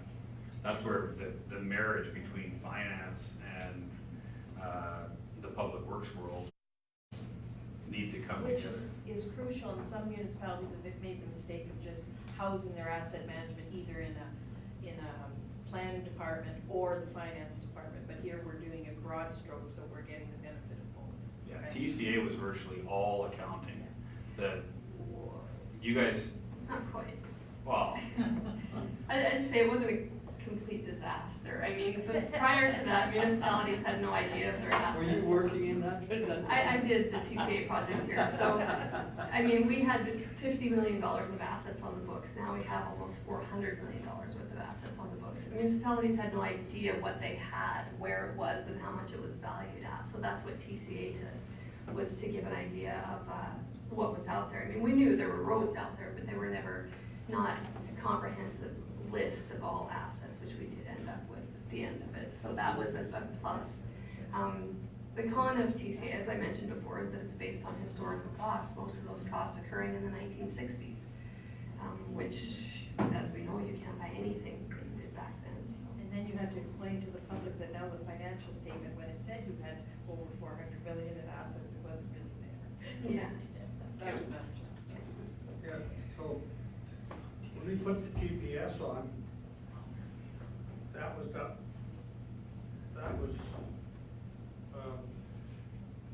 recorded. Did you keep all that and download it somewhere? Or is that all gone? yeah, we've been generating data. We're still tweaking that because we've been having some issues with the gravel drops on those trucks. And then on the grader side, it tells you the speed that the grader's traveling. They haven't developed a tool yet that tells you lay up and lay down. So they have to, Mike actually has to physically go in and try to determine based on the speeds what the grader is doing at the time. Is he traveling from one place to another, or is he physically grading? But So- what I'm getting at is, we still got that information. Yes, that's all, we've been tracking that for, what, since 16? So that'll help. Yeah, oh yeah, no, we have some historical data started. We've been tracking pickup trucks, which is not necessarily telling us maintenance or anything, but it tells us for fleet what these vehicles are doing, where they're going. But the gravel trucks, we had issues with the switch, and we've been fighting with these guys and threatening lawsuits and stuff like that, but that's a different story. And the grader time is, we know where the graders are, what speed they're going, so we have to interpret the data versus the computer doing it, telling us are they graded or not. So, but we have the data. Okay, yeah, that's what I was wondering. Morris, did you have anything? Well, not really, Mr. Chairman, like, I've been taking all of this in, but to me, I look at it, you know, as, the way you guys put that in place, it gives you good guidance. That's the way I can look at it. Nothing else, like, you know, you just named a bunch of variables on there, what could happen, and that, you know, all the data you could collect or whatever or have, place doesn't do you any good anyways. You're gonna have to deal with what's happening now, and That's the way I look at all of it. I think it's a good tool for guidance and somewhat knowing where you're at. That's the way I kind of look at it. I think, just further to Lauren's point, I think a little bit, is that it is something that should be done annually. It's something that condition assessments should be done on every asset, not just every road in the county. And I think Rick mentioned it, but I think the biggest thing is manpower, is we just don't have the physical manpower out there to be evaluating every asset and inputting it into a system and putting in now the correct inflation factors and everything like that, and that's where the software comes in, if I can help. I mean, I know when we started the TCA, I thought this is gonna be awesome. Every year I'm gonna sit down with every department, go through every piece of truck, every piece of equipment, and they're gonna tell me how much the useful life is. It never happened, right? I mean, budget is stressful enough, the budget time, let alone having the time to sit down and go through all 2,000 roads and all 200 pieces of equipment and all 75 miles of pipeline and the thing. So I had grandiose ideas too of having that updated. You're supposed to do that every year, is review the useful life remaining on all your assets. I don't know who has the time to do that, or the staff.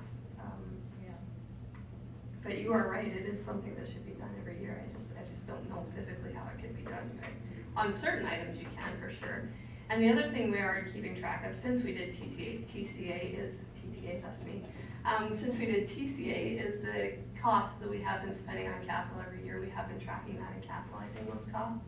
So we have 10 years almost of data on that as well. So that is all being put into that asset management program as well.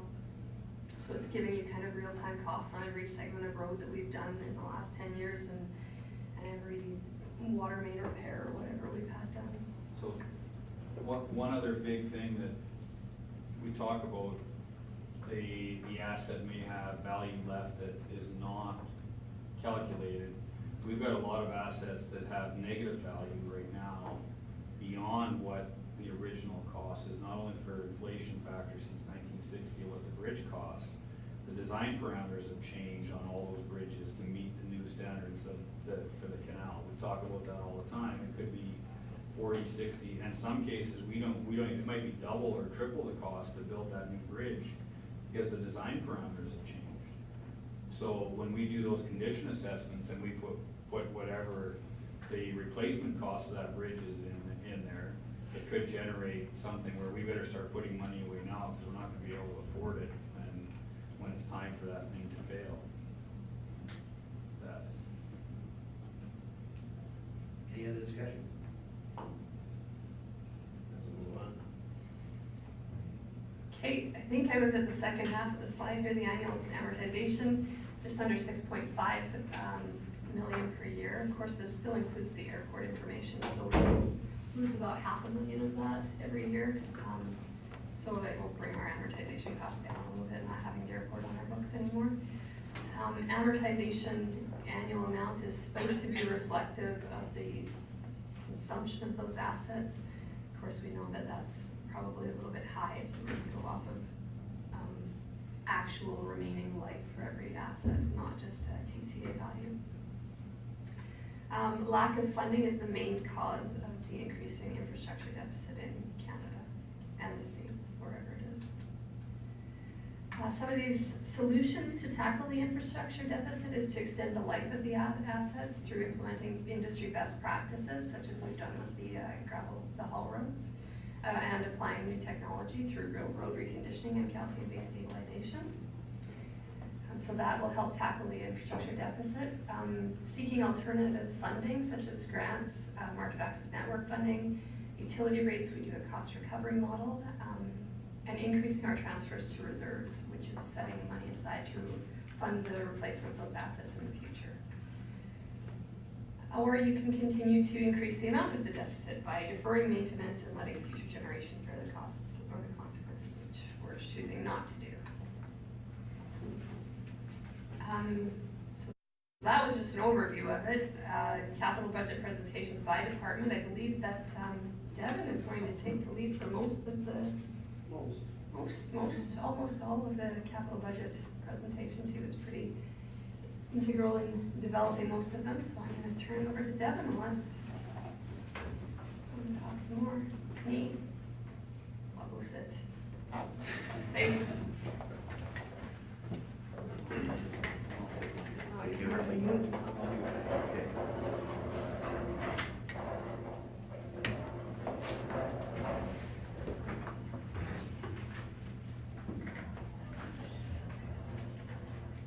Just as we get to ag, well, Jen's setting that up, if we don't take, we kind of turn to 25. And the reason why this says draft here, there's should have been a 50,000 on page 25 with both the project costs and funds. So it's correct on the summary sheet, but it's just on that particular sheet.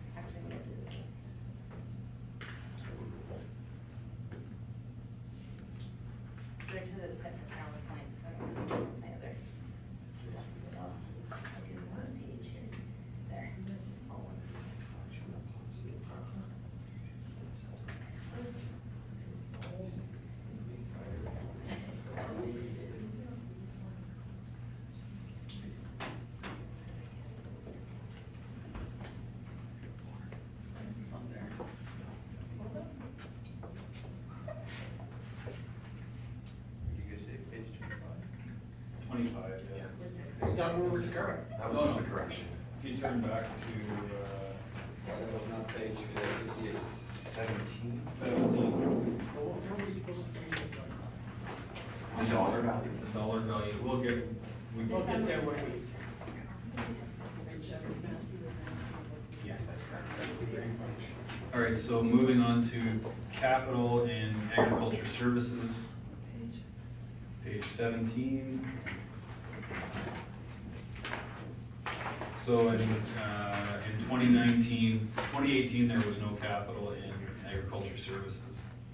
2019, there's 2 planned projects, the Diamond City Playground replacement and the Fairview swing replacement. That's a little bit more than just the swing, but there's that's what they've called the project. These are funded through the Land Trust Reserve. The one project is 60,000 and the other at 20. It's a little bit more than we've planned for the next 5 years, but over the next 5 years we've put in to keep our parks and playgrounds up to the speed or to the service level they need, and to reduce maintenance costs. That about a $50,000 investment in those are required each year. Not in every park, but over, that's what we're anticipating. This year's a little bit higher because 2 playgrounds are up for renewal. Do you know how much is left in the land trust reserve? It was 600 or something. Just under 7? Yeah, 690 or something. Noting, if I may, that $150,000 was earmarked for the pathway, link pathway by resolution. Okay, so that hasn't come out of there yet. No. So that means only 540,000 then. Yeah. And you want to spend 80 in this year, Yeah. so that would go below the 500,000. Tracy? Thank you, Mr. Chairman. The previous land trust policy was rescinded by council. So right now there isn't a policy in place for those funds, but yeah, the previous policy did say that we had to maintain a $500,000 balance in that account at all times. So that's also a consideration, but currently we don't have a policy in place. We're, I guess, we developing one to bring back at some point. What was the reasoning in the policy for leaving the 500? Was there a? It was before my time. I don't know what do you remember? I think Dennis. Well, for a couple of reasons. A, to get interest And B, to make sure that if we did need to transfer money to the school district, we still had some balance left over. Because we were asked at one time to participate in a project south end of Coaldale for about that much money. So we have changed the funding model so that we're not funding the other community projects that are not associated with county-owned land. So there is that other transfer, I think it's $100,000 per year to fund those other projects. So it's not gonna be coming out of the land trust reserve, so that's gonna build even further with any development that we have. Where's that 100,000 coming from now? Oh, thanks, Ted. Right, that was a resolution also made by council, so to revisit it in the 2019 budget. So it has been put into the 2019 budget as a tax supported item. Thank you. Lance? Thank you, Mr. Chair. Well, if we don't have a policy in place right now for that, then it's probably time that we do that again, because if we rescinded the other one. Well, we did, Okay. we did rescind the other one simply because what we were doing, he couldn't do. It had nothing to do with the limit of money. He just couldn't, You're he right. couldn't give up the money anymore that way. You're right. And we are working, sorry, I did mention that to Councilor Vanderbeek, but we are working internally on a new policy, but it hasn't yet. So these two projects for 2019 are required because of the safety component of the existing parks equipment that's in there. Typically, when you have a playground in a residential area, it's frowned upon to get rid of it, so upgrading it is the suggested route to repair that, to fix that, and to have those facilities in those neighborhoods. And then the other ones for future years haven't been identified. There has to be discussions with some of the community groups and those type of things to make sure that they're gonna support the project in their area. Steve? Thank you, Mr. Chairman. I'm familiar with most of the hamlets, what they have for playgrounds, but what's in Fairview, is it very much, or just? There's a little playground, yeah, on kind of the south end of Fairview, I call it, as you first kind of come in from the west, there is a little playground. What is it, canal or whatever? is over Right where you turn to go down the corner there to go back north to the highway, up the jail road 512. Okay. That's right, just Okay. off to the south side. It's not very big.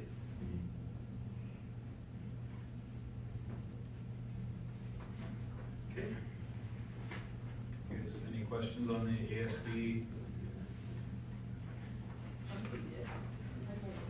And this is, I think most counselors have been through this several times. We've had 3 that have gone through it once, so we go through what our presentation is, and then you guys obviously deliberate and determine. If you want something, if you have a question that we can't answer, we'll put it in the parking lot and bring it back. We'll do the research over the next couple of days to make sure that on the final day that we can answer your questions before you make your final decision. So right now, if we just move on, if there's no further questions, we'll just carry on with it. Otherwise, we could be here for days. Till 4 today, though. Oh, till 4, yeah, we gotta put it And forward. then tomorrow.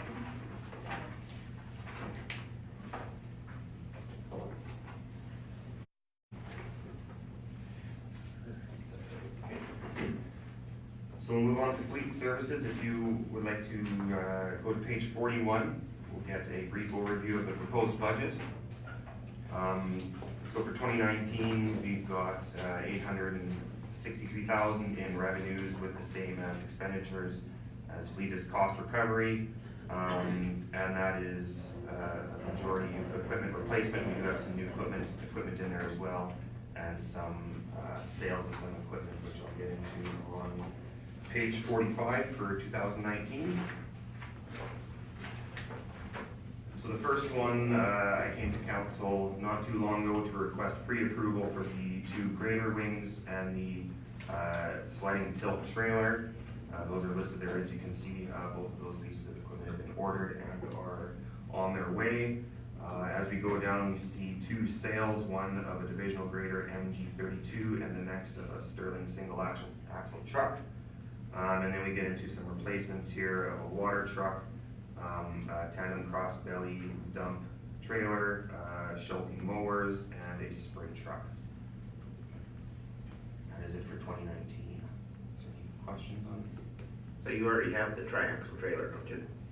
I'd have to confirm with Ron if we got delivery of that yet. I haven't. There's one headed down the road the other day behind a county truck. Oh, okay, that may be it then. That's what, maybe a yes. Yeah. And where is that trailer being used for? That trailer is to transport our, everyday equipment, packers and other type of equipment. Anything other than, the only thing we can't transport with that is the buggy, and it's just too big. And we, without the other trailer, the low boy, we have to contract out moving the buggy, but you typically would only move it twice a year, and it gets parked wherever it's working on the recon crew.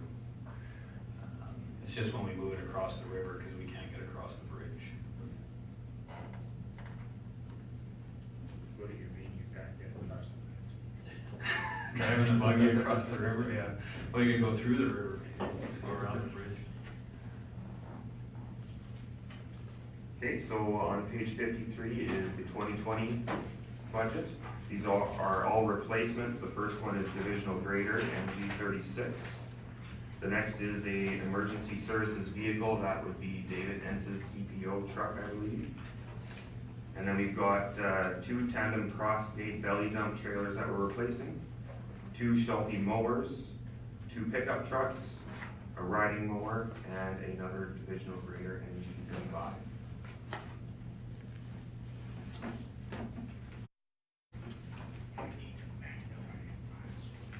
If there's no questions, we'll move on to 2021 on page 61. What year's emergency service vehicle? That would be, I believe, We actually removed the emergency Oh, did services you? vehicle. the replacement. The new purchase. No, this is the Emergency replacement. Oh, pardon me. So we did a replacement, this year for one of the vehicles, and I don't believe David's is up until 2020. 2020, yeah. So I believe, let me see here. I think we got that a year after David started, which I believe he started in 2013. So I'm guessing that's a 2014 vehicle that he's in. I don't know for sure. I could get back to you. it should say on the sheet. On the detail sheet. 2015 on the sheet. Okay. Yes. Yeah, you're right, 2015. Thanks. So why change it now, or what's the matter with? It's a 5-year replacement schedule. So in 2020, the 5 years will be up, and that's our typical replacement schedule for our pickup trucks. It would be based on a combination of mileage or 5 years, and those tend to get quite a bit of mileage on them. This just tends to be the sweet spot to sell it when you start dealing with high maintenance costs, high frequency of breakdown, all those type of things that cost us money. So typical replacement cycle is a 5-year replacement cycle. But we're not buying any more equipment for the new one? All the appurtenances that are still of value will just get transferred onto the new one. Same we did with the last one. A lot of that stuff got put on from the pickup truck, got put onto the Yukon. And you're not looking at getting another pickup truck, another SUV? It'll be an SUV, yeah. So what's the advantage to that? So the biggest advantage was the dust that went in all the scale equipment and everything, because they're driving around that pickup truck and it's very difficult to seal the back of a pickup truck. Where the cab of an SUV is virtually dust-free. All the air that goes in there is filtered air. So a lot of that stuff, and then just ease of access to the equipment and all that kind of stuff is what we were hearing from the guys. Is that pretty standard for CPOs? Now it is, a lot of them are going to that, for some reason it was all, every single one you saw in 10 years ago was a pickup truck. I don't think I ever saw an SUV. Now, most of them are, yeah, especially the DOT guys, they all have, no, not anymore. They're all going to Broncos or whatever. You took that Broncos there. It's coming back, it's coming back. Hey, we also used to have the Lethbridge Broncos. But even the smaller ones are using like the Explorer type, like the small sport SUV.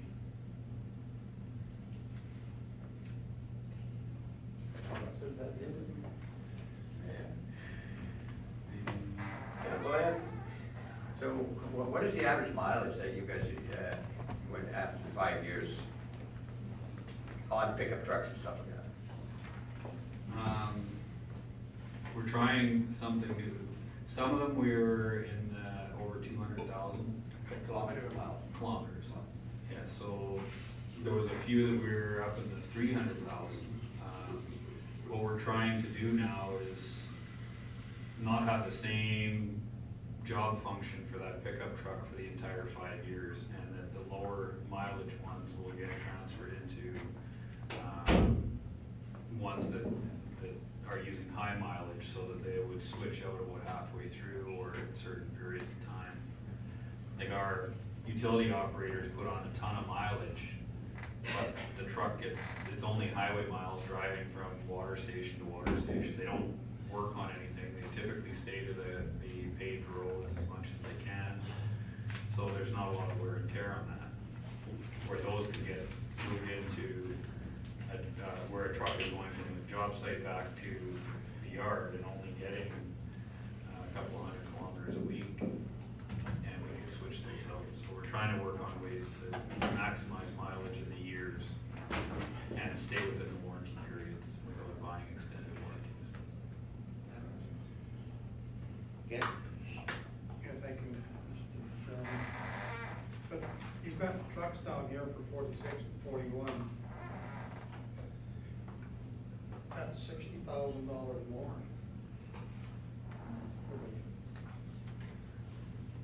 Which, Yeah, further down. Page you go. On 153. Well, I'm still on 53.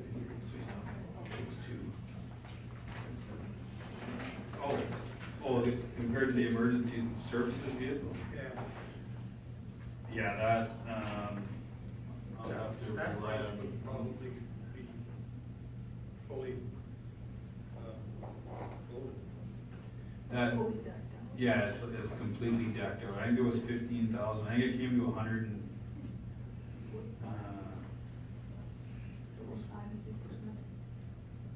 what's that?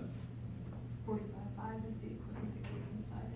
Yeah. Oh, yeah, 50,000. Yeah, I think it was, the 7,500 is for the sale of the vehicle once it's stripped down, but I don't think what is included in here, Larry, you can correct me if I'm wrong, I think it was 120 or 118, there's $15,000 worth of salvage for the lights and stuff that we can take off the other truck and put it on the new one. I think page 55 has a pretty good description, the second bullet there. Yeah.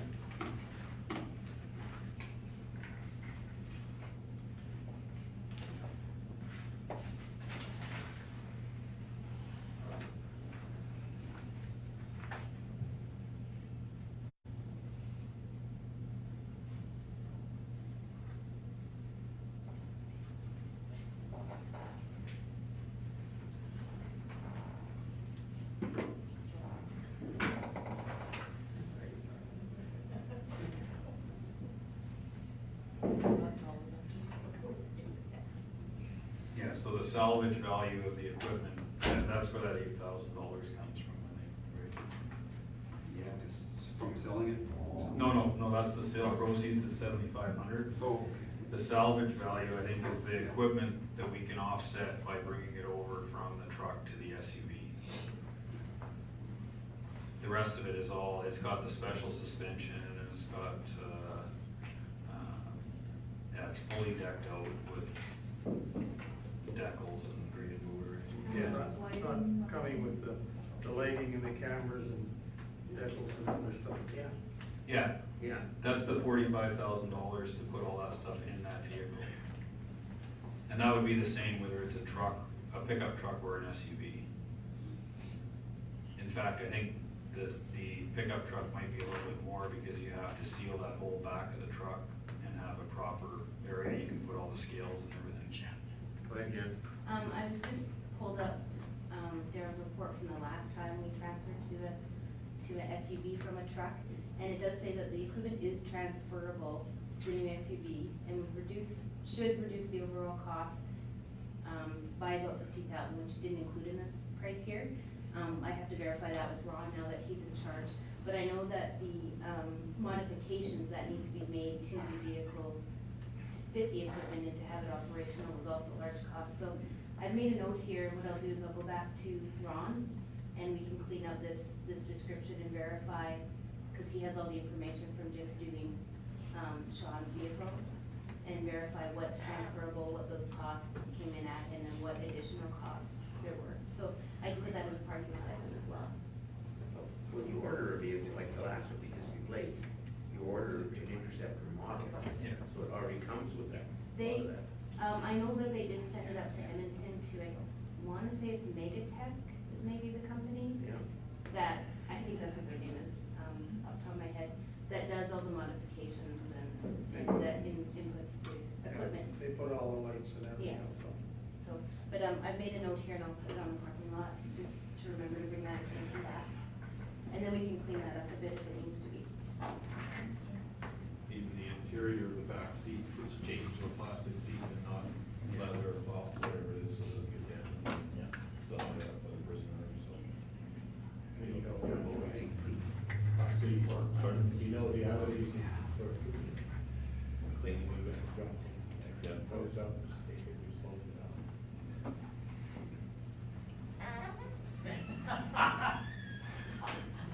How would Any you more know? questions on 2020? Well, that's a fact. No, it is. Okay, 2020. page 61, we've got 2021. So we've got more replacements, 2 divisional graders, MG 37 and 38. We've got another Schulte mower, and it looks like 3 pickup trucks as well for that here. Is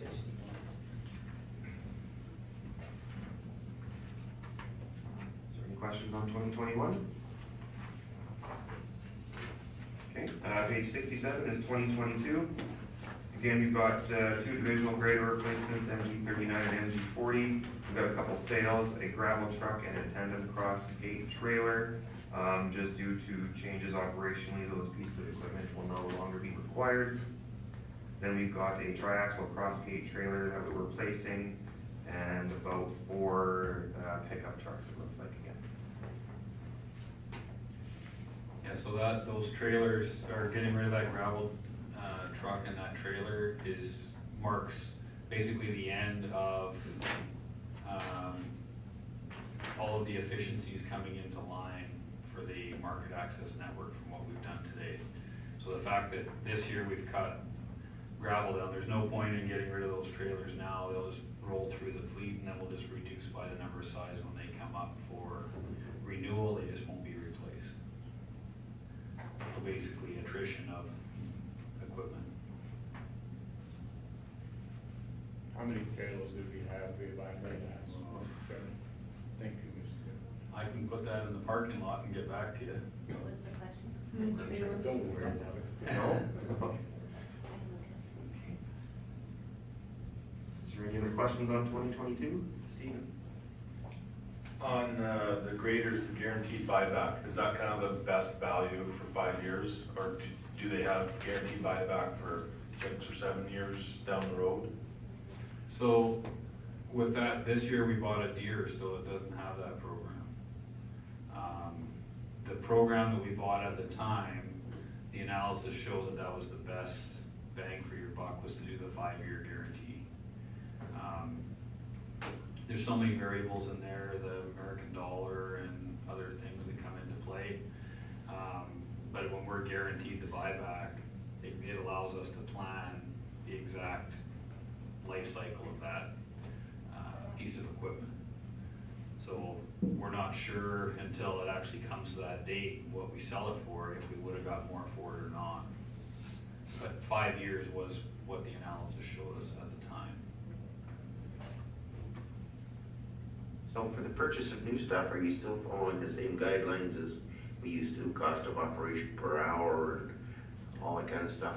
Yeah, the fleet guys try to do the best analysis they can on, now each individual piece of equipment could be apples and oranges to another. You look at performance factors and how that they can do the job that we need them to do first, and then you get into doing all of those type of analysis on what the cost per hour is for over the life cycle of that piece of equipment. If they're burning a few more gallons of fuel per hour, maybe it's an offset for what the higher maintenance costs are.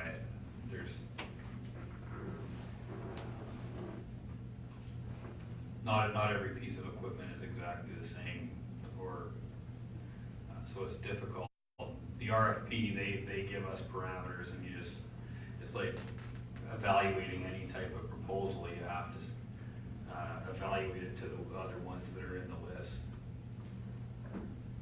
So I'm not quite sure what you mean, but so is a grader not a grader?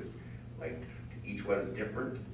Like, Well, I don't know what you mean here. Well, so it could be, the engines are different. They might be a different model of engine. Do you get the same fuel mileage? Oh, that's not what I meant, what you said. You said you had to evaluate it for what the job you wanted to do. Well, so I'm asking you if a grader's different from one model to another. Oh, absolutely, they're all different. So the size and the capacity of the grader, how much it can push, all of those type of things, how much power it has. So we spec a particular grader for, whether it's an M series for CAT would be a specific M series grader that we would have to spec. And how you convert that to a Deere could be something, their model might be in between specs.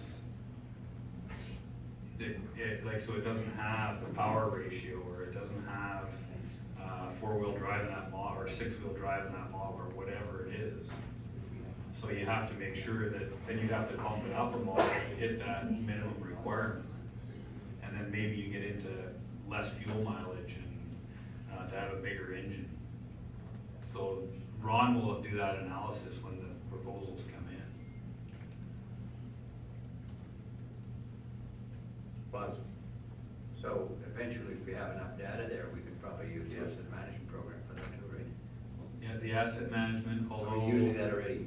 No, that's coming last. He has a replacement scheduled. Yeah, we that's one that there's been a lot of time spent on over the years to keep a replacement schedule in mind for every piece of equipment. And obviously, because it's something that typically there's a rollover for every 5 years or every 10 years on like water trucks and stuff like that.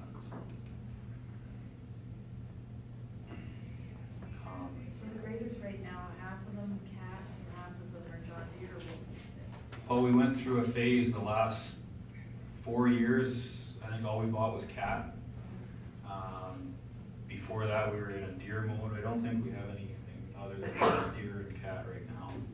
But the last one we bought was a Deere. It was just a much better tool. And you typically see that. You see certain companies get into the sweet spot and everybody starts buying their equipment, and they get complacent and they do things like lower service levels and they increase costs. And because everybody's got all this equipment, they don't increase their capacity at their plant or at their service bays, and you send them in for warranty work, and then there's backlogs and all sorts of things. So people get upset with them and they start buying the other brand, and then it goes the opposite way. And so you see those trends going back and forth between which one's the best choice for us to buy. And this year just happened to be that year where we went to Deere. So servicing internally is not challenging because they're half and half. No, our guys are trained, they're certified heavy equipment operator, or mechanics. So it's basically picking up the other manual and becoming comfortable with that piece of equipment. Parts and whatnot. Now, stocking parts obviously that goes into the analysis of what we have to stock.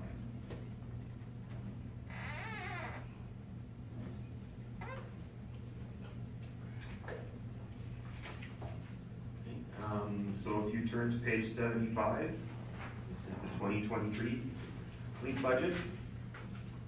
Again, we've got a replacement of a divisional grader MG41. We've got the replacement of a Western Star tandem axle truck and 4 pickup truck replacements as well. And that's it for 2023.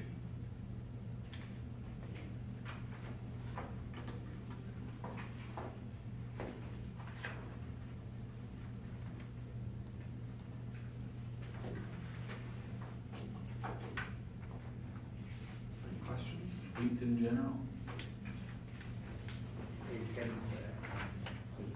Go ahead. Can I make a comment? Yeah.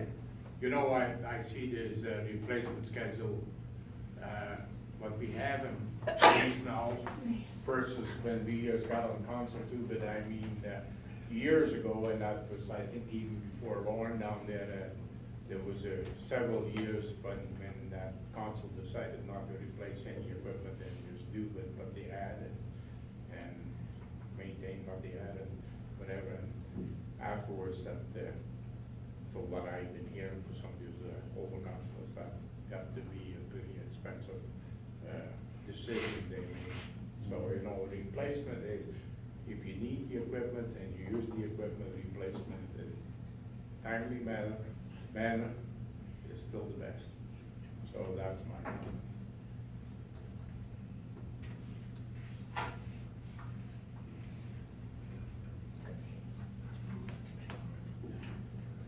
Would you care to jump into public works?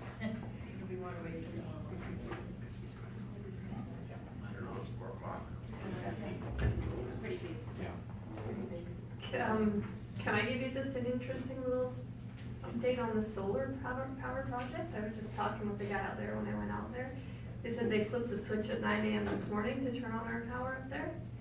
And they have, they can monitor it. They said since 9 a.m. this morning, we've generated enough power to supply a residential household for 3 months. So just kind of a little good news tidbit there. Are we using this power? It's going on 3 right now. Yeah. That's all I know. I don't know much about that project. Jeff knows more about it. But I'll cut that one. goes right past your house. We're right after it. I can elaborate if you're interested in how it works with the solar. As we're in the facility and we're using electricity, any power generated goes into this facility. So that's less we're pulling from the grid. When we're not here, when we're not generating power, we're backfeeding into the grid and getting credits for that power. So for future consumption, we get a credit on that power we're generating back into the system. So weekends when we're not here, electricity's not on, we're feeding that back into the system and getting credits for that. Okay, that's like less power, right? Which gets the money. I'm not sure if it's Fortis or the city who the credits go through. I know our service provider is TransAlta. I'm not sure who it goes through. 8760. 8760 for a raise Towers up went to the north and got a thing up there that like the city. You just don't get paid as much as they charge you for. I think it was 90%. Yeah. There was a 10% service charge on the credit.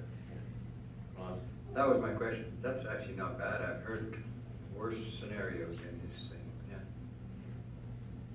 Jen, did we factor that into the budget? Yes, we did. And how did you figure that out?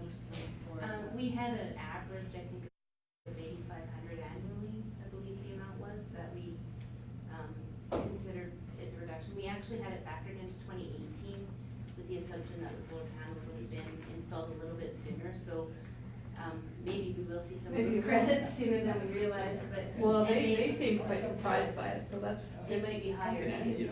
So do you have a storage unit in the basement, Kim, battery? No. No, that's another few $100,000 if you want it, if you don't wanna sell it back to the grid.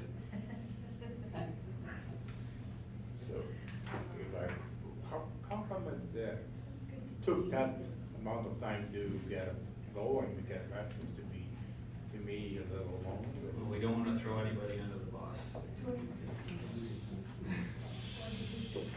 There was some Permitting issues and some hardware. I thought you were pointing to Tracy. No, no. I figured, what does Raymond got to do with this? I did too, I thought maybe there was some. Maybe they want to get to her house at Raymond. Yes, there was a delay. We had, the feet that support the individual panels, they were fully certified out of all the paperwork, but they didn't have a little sticker on them that said CSA approval. And Lethbridge is the only city in Alberta where NMAX has encountered that problem. So they shut us down for 3 weeks. And then there was, the contractor, the subcontractor ordered the incorrect, breaker panel. He ordered 1,000 amp instead of an 800 amp. It's and that had to come from Texas through North Carolina and into Alberta, and then there